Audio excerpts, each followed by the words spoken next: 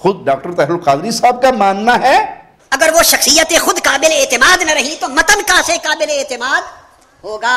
Doctor صاحب کی یہ بات معمولی نہیں، بڑی اہم ہے، قابل غور و فکر ہے۔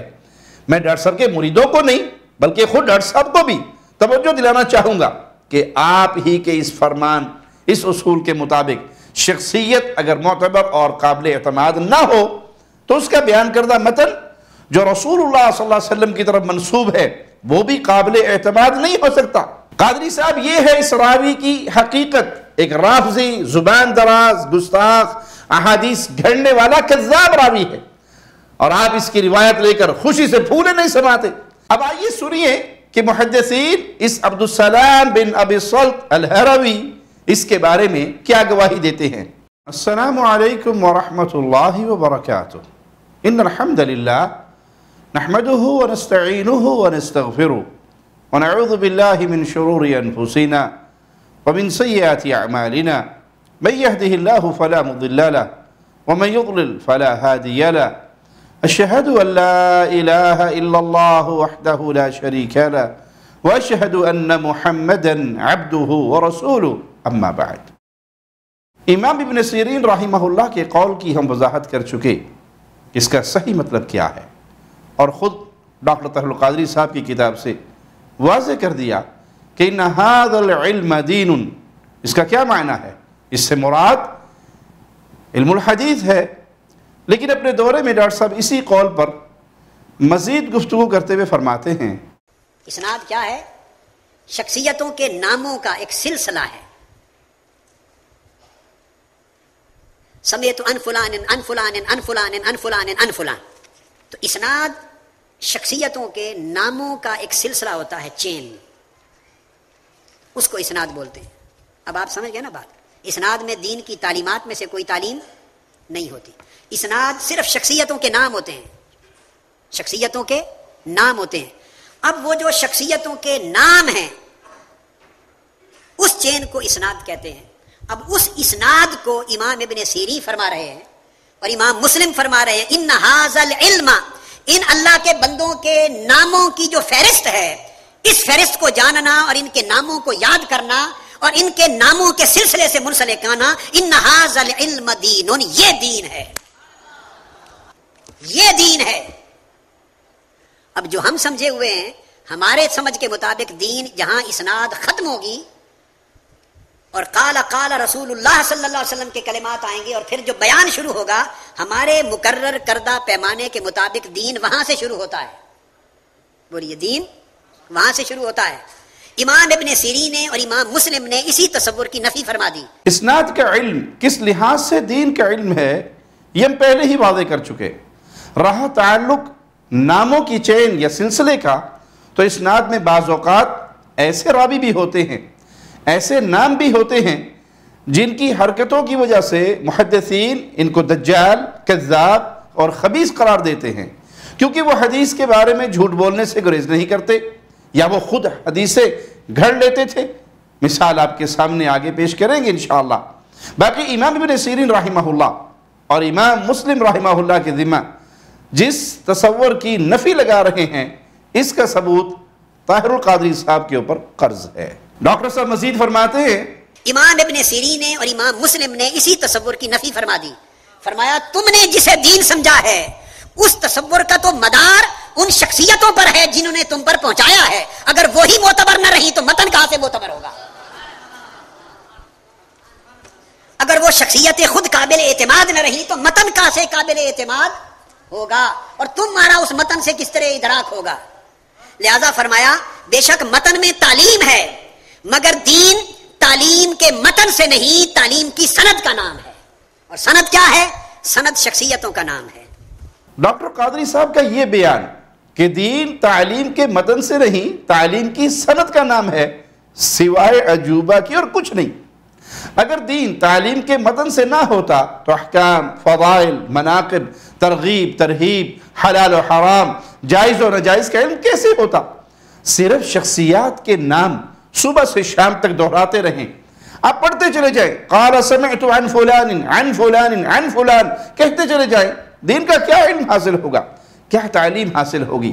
کون سا حکم معلوم ہوگا؟ کون سی فضیلت پتہ چلے گی؟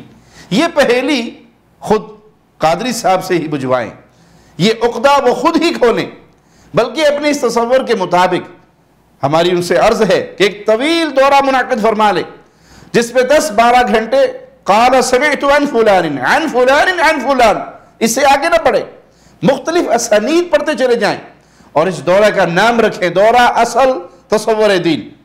رہا قادری صاحب کا اسناد کے بارے میں یہ فرمان، اگر وہی معتبر نہ رہی تو متن کہاں سے معتبر ہوگا؟ اگر وہ شخصیت خود قابل اعتماد نہ رہی تو متن کہاں سے قابل اعتماد ہوگا؟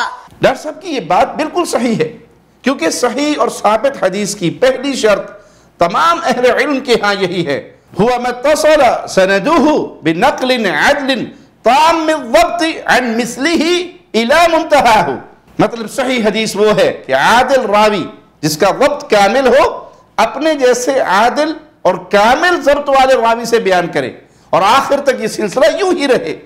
اس سے تو ہمیں اتفاق ہے، بلکہ 100% اتفاق ہے، اور الحمدللہ اس پر ہمارا عمل بھی ہے کہ حدیث کے بارے میں اس معیار کا پورا خیال رکھتے ہیں کہ جو صحیح ثابت ہوں وہی بیان کی جائے، جس کے راوی قابل اعتبار ثقہ اور سچے نہ ہوں، یا سچے ہوں ان کا حافظہ کمزور ہو، حدیث کو صحیح طور پہ یاد اور بیان نہ کر سکتے ہوں، یا وہ کسی ایسے راوی سے بیان کر رہے ہوں جس سے ان کی ملاقات نہ ہو، سماع نہ ہو، اسی طرح شذوذ اور علت کی بھی تحقیق چھان پٹک کے بعد بیان کرتے ہوں۔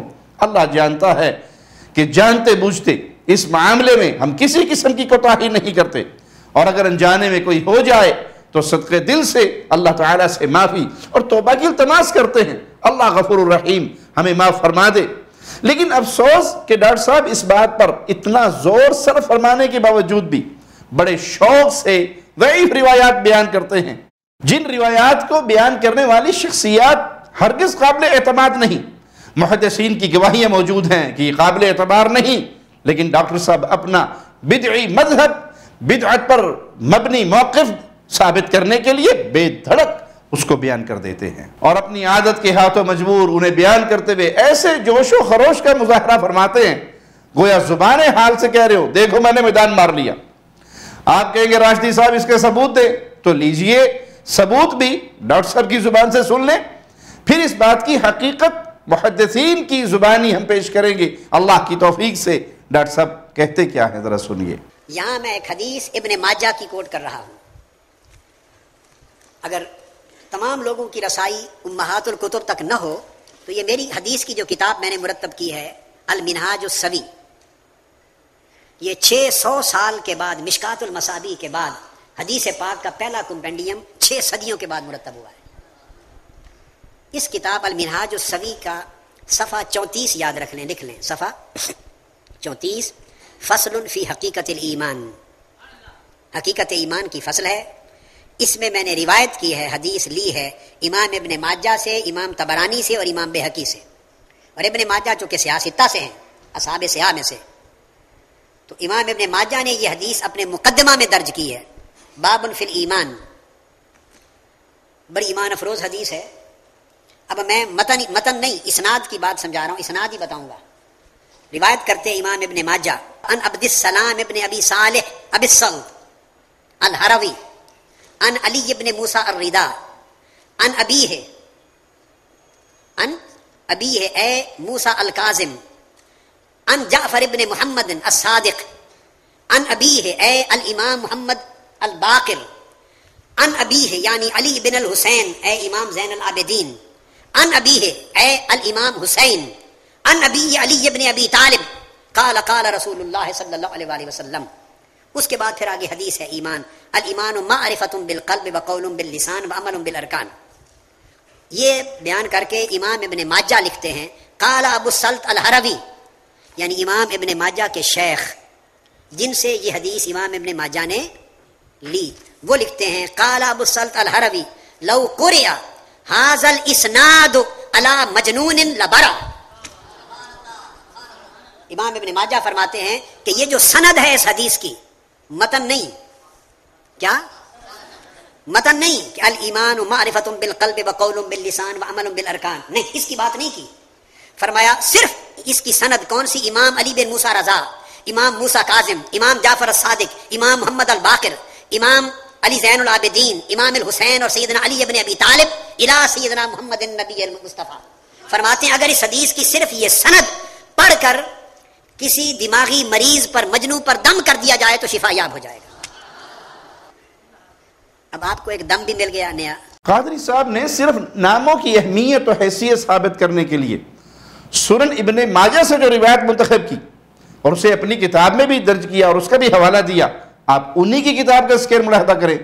اس کا پہلا راوی عبدالسلام ابو صلت الہروی، جس کا یہ بیان ہے کہ اگر یہ سند کسی پاگل پر پڑھ کر دم کی جائے تو مجنون اور پاگل شخص ٹھیک ہو جائے گا، یہ تو اس کا اپنا بیان ہے، حدیث نہیں۔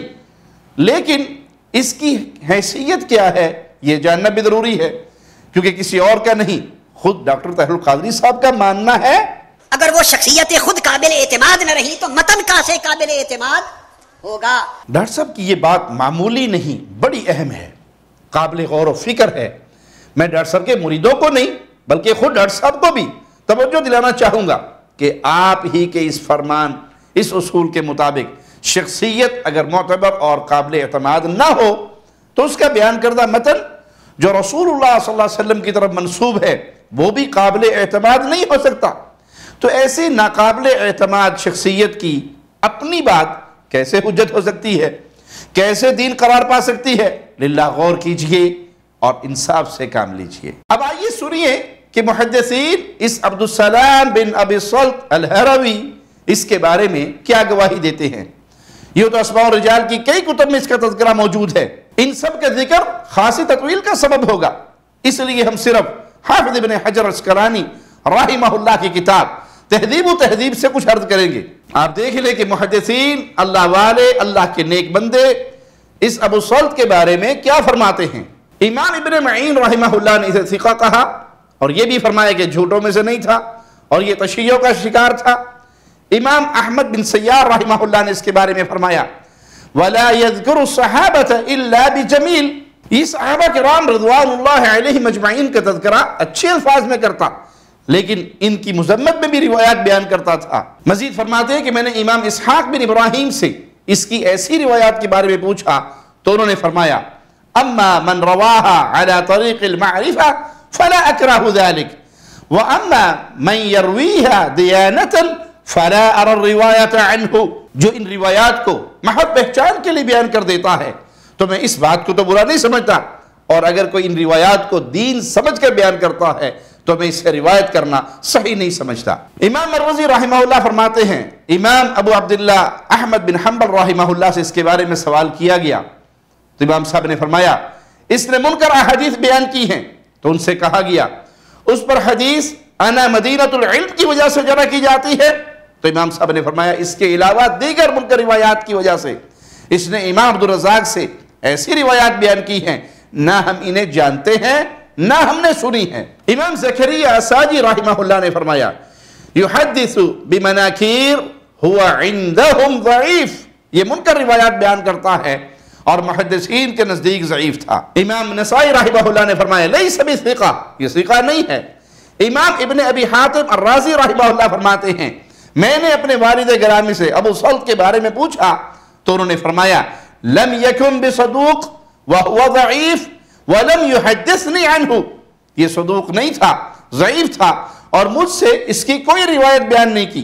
امام ابو زرع رحمہ اللہ نے اس کی حدیثیں کاٹ دی تھی اور فرمایا لا احدث عنہ، میں اسے حدیثیں بیان نہیں کرتا، ولا ارضاہ، اور نہ میں اس سے راضی ہوں۔